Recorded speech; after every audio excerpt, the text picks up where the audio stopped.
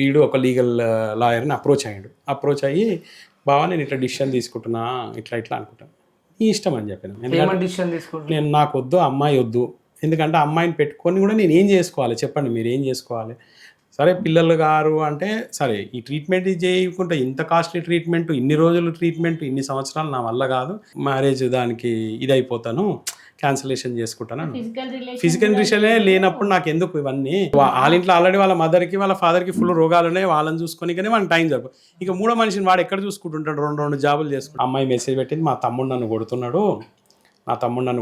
అమ్మాయి వాళ్ళ తమ్ముడు తనను కొడుతున్నాడు. వాళ్ళ ఇంట్లో చెప్పింది, మాకు మెసేజ్ కూడా పెట్టింది వానికి. ఇది మెసేజ్, నన్ను కొడుతున్నాడు, వెంకట్ గారు కొడుతున్నాడు, నువ్వు ఉంటే ఇక్కడ నాకు డ్యూటీకి అడ్డొస్తావు, నువ్వు వెళ్ళిపో, మీ అత్తగారి ఇంటికి వెళ్ళిపో అంటున్నాడు. అంటే వాళ్ళ అమ్మ డ్యూటీ పెరాలసిస్ వచ్చింది కాబట్టి వీడు చేస్తున్నాడు. ఈ అమ్మాయి ఏం చేసింది, ఆ డ్యూటీ నాకు కావాలి, నేను ఎట్లయినా బతుకుతా, అమ్మతో నాకు పెళ్ళొద్దు ఏమొద్దని వీళ్ళకి ఇంటర్నల్గా ముందు డిస్కషన్ జరిగింది.